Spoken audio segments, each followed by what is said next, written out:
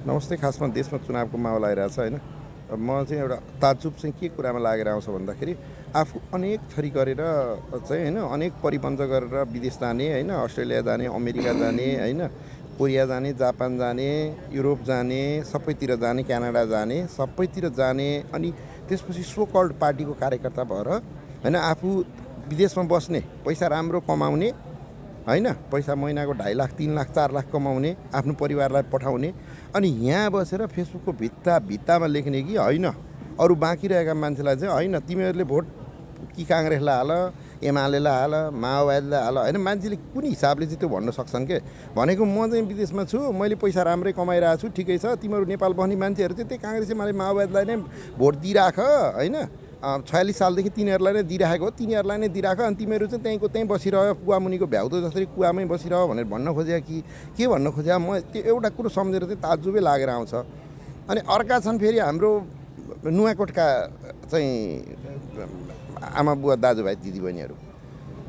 देशमा 77 जिल्लाका मान्छे परिवर्तन हुन्, 77 जिल्लाबाट चाहिँ होइन परिवर्तन हुनुपर्छ भनेर आयो भने नि हाम्रो नुवाकोटका मान्छेले चाहिँ कहिले चेत्नेवाला छैनन् क्या, कहिले नेभर एभर। त्यही भएर काठमाडौँको त्यति नजिक भइकन पनि त्यस्तो बिजोग स्थिति छ। मान्छेले पानी खानु पाएको छैन होइन, बेसिक हेल्थ फेसिलिटी छैन, पानी खानु पाएको छैन, केही छैन होइन। त्यो चाहिँ खास हाम्रो नुवाकोटका मान्छेदेखि चाहिँ एउटा ताज्जुब लागेर आउँछ क्या। फलानु पार्टीबाट जोसुकै उठोस्, फलानु चिन्हबाट उठेपछि सक्यो, त्यसलाई भोट दिनै पऱ्यो। फलानु पार्टीबाट अर्कोबाट जोसुकै उठोस् त्यसलाई भोट दिनै पऱ्यो, जोसुकै, इट डजन्ट म्याटर होइन, जोसुकै भए पनि। खासमा चाहिँ अब अहिले पछिल्लो समय झन् बाहिर बस्ने होइन छोरा बुहारी अथवा होइन छोरी ज्वाइँ अथवा बाहिर बस्ने आफ्नो आफन्त परिवारहरूले ल एकपटक पार्टी परिवर्तन नगर्नुहोस्, बरु केही फरक परेन, मत परिवर्तन गर्नुहोस्, नयाँलाई मत दिनुहोस् भनेर भन्यो भनेदेखि मैले धेरैजना साथीहरूको आफ्नै कलिग, आफ्नै होइन चिने जानेकै सर्कलकै साथीहरूबाट सुनिरहेको थिएँ कि खासमा घरमा बोलचालै बन्द भइसक्यो अरे क्या। अब मत परिवर्तन गर भनेको घरमा बोलचालै बन्द भइसक्यो भने अब छोरछोरीबाट टाढा हुन बरु तयार, तर पार्टी छोड्न तयार नै के। अब यस्तो भएपछि अनि कसरी हुन्छ क्या, मान्छेको एउटा ताज्जुबै लागेर आउँछ क्या। खासमा चाहिँ बाहिर बस्ने मान्छेहरू सबैले अहिले मेरो आफ्नो बुझाइमा चाहिँ बाहिर बस्ने मान्छेहरू सबैले अहिले भन्न खोजेको कुरा भने चाहिँ जस्ट पार्टी परिवर्तन नगर्नुहोस्, मत चाहिँ परिवर्तन गर्नुहोस् भन्न खोजेको है। पार्टी छोड्नु पर्दैन, तपाईँ जुन पार्टीमा हुनुहुन्थ्यो त्यही पार्टीमै बसिरहनुहोस्, केही फरक परेन। तर भोट चाहिँ एकपटकको लागि नयाँलाई मौका दिनुहोस्, एकपटकलाई नयाँलाई भोट हालिदिनुहोस्। त्यसपछि के छ उनीहरूले गर्न सक्दैन भने तपाईँहरूको पार्टी यथावत छ, तपाईँहरू पार्टीकै सदस्य हुनुहुन्छ, केही फरक परेन।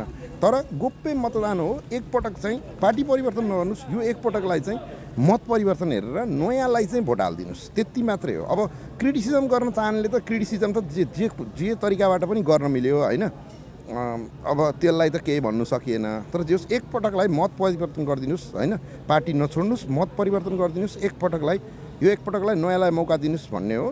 अब हाम्रो नुवाकोटको लागि त भने होइन है, फेरि मैले हाम्रो नुवाकोटकोहरूलाई चाहिँ भनेर साध्य हुँदैन। हाम्रो नुवाकोटको चाहिँ देशभरिको मान्छे सुध्रिएला, तर हाम्रो नुवाकोटको सुध्रिन्न नै। नुवाकोट भन्दा बाहेक अरूको मान्छेलाई भने मैले। हस्, धन्यवाद।